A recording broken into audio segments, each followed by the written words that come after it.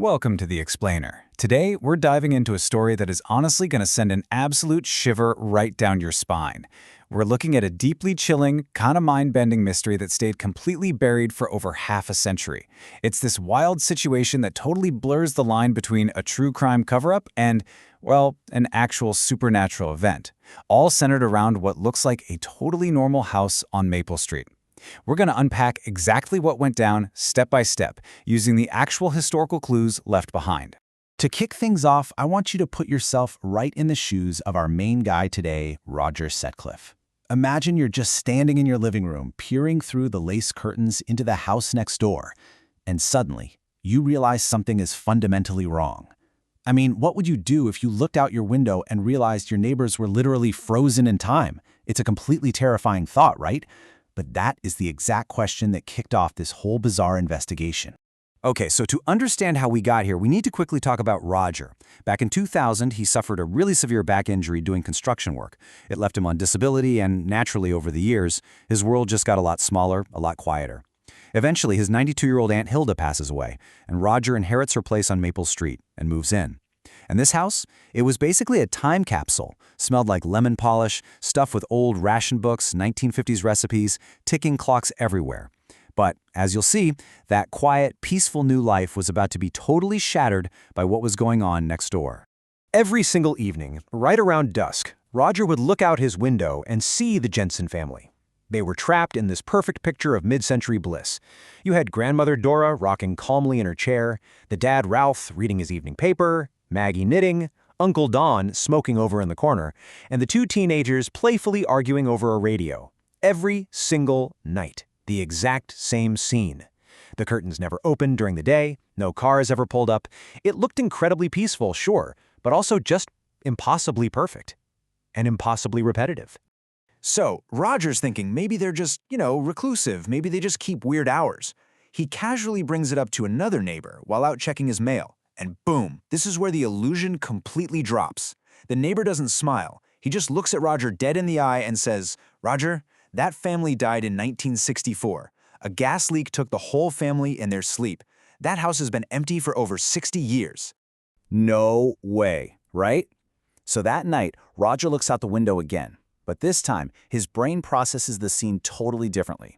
What used to be this cozy little illusion of a peaceful family gathering suddenly reveals these deeply unsettling details. He notices that Ralph never actually turns a page of that newspaper. The grandmother's hand, it isn't just rocking, it's trembling unnaturally. The teenage daughter's smile kind of just flattens out into sheer fear before the whole thing repeats again. It wasn't a family living their lives at all. It was like a horribly damaged recording, trapped in this endless loop. Completely desperate for answers, Roger decides he has to dig into the past. He starts rummaging through these dusty, forgotten cardboard boxes up in Aunt Hilda's attic. And deep inside one of them, he finds an old, late 1950s photograph of his Aunt Hilda, standing there, looking perfectly happy, with the Jensen family. But hidden, completely out of sight, tucked carefully behind the actual picture frame, Roger finds a small, cracked leather ledger. Now before we crack open that ledger, I want you to hear what was written in faded ink on the back of that photograph. It said, "Good neighbors are hard to find." Sounds like a sweet, folksy little saying, right? But as we're about to see from what's inside that ledger, that statement carries an incredibly dark and bitter irony. So, the ledger. It wasn't just a diary. It was a full-blown confession, all written in Aunt Hilda's handwriting. And it introduces us to a guy named Herbert Miller. According to the notes, Herbert lived across the alley from the Jensens back in the 60s. To everyone else, he seemed like this quiet, kind of nervous man. But the truth? He was an escaped convict. Yep, he had walked away from a 50-year sentence for a deadly bank robbery in Illinois. He was living under a completely false name, absolutely terrified the authorities would catch up with him.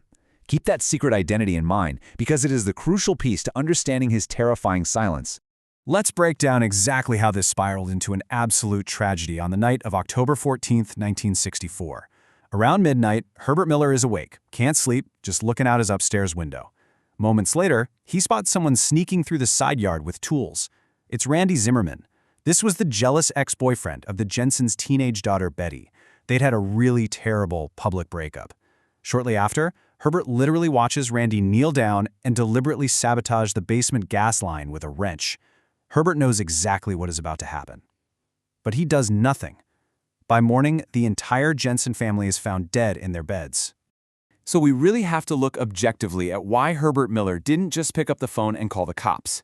It all came down to this devastating dilemma. Put yourself in his shoes for a second. If Herbert reported the crime, the police would investigate him as a witness. They take his fingerprints, run a background check, and definitely uncover his old wanted posters. Exposing the killer meant exposing his own past. It guaranteed he would spend the rest of his life and ultimately die in a prison cell. So paralyzed by fear and just raw self-preservation, Herbert chose to stay silent. But man, that silence absolutely ate away at his sanity. Over the years, Herbert started drinking heavily. He became deeply paranoid.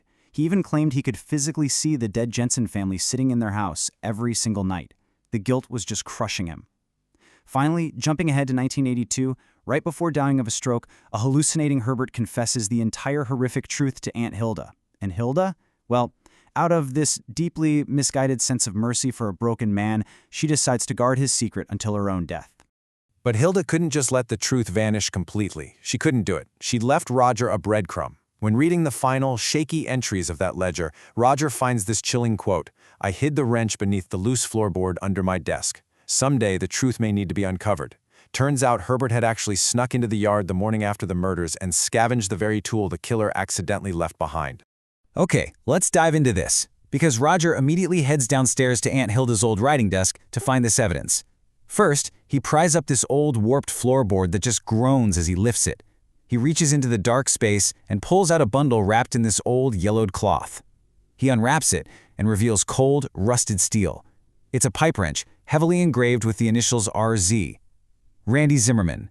He finally had undeniable, physical proof of the murder. Armed with the actual truth, Roger looks out his window at the Jensen house one last time. And what was once this illusion of mid-century bliss is now utterly stripped away. He sees the dark reality. The grandmother isn't rocking, she's gasping for air. Ralph is clutching his throat. The teenagers are stumbling around in pure terror. And right there, standing in the shadows of the yard, is the dark silhouette of Randy Zimmerman, forever watching his work. In that moment, Roger finally understood the crucial truth. The house next door wasn't haunted in the traditional sense, you know? It wasn't just spirits roaming the halls. The house was trapped in an endless time loop. It was acting like an unhealed wound. The trauma was endlessly replaying specifically because the horrific truth of their murders had been buried for over 60 years. It was literally the silence keeping them trapped. Roger knows exactly what he has to do. And no, he doesn't go to the police. Randy Zimmerman had died decades earlier in another state, so there's literally no one left to arrest anyway. Instead, he takes the ledger and that rusted wrench straight to the local historical society. He lays the truth completely bare on the public record. By that afternoon, the whole town finally learns the truth. The deaths were not some tragic accident. They were murder. And that very evening, Roger looks out his window, and for the first time in 60 years, the Jensen house goes mercifully dark. The loop is finally broken. Which leaves us with this incredibly powerful thought to close on today. Some ghosts did not disappear when people died. Some remain because the truth had never been allowed to live. It is a stark, haunting reminder that secrets carry a heavy weight all their own. Sometimes shining a light on the truth is literally the only way to finally bring peace. Definitely think about that the next time you look out your own window. Thanks so much for joining me for this explainer, and as always, keep questioning the history right next door.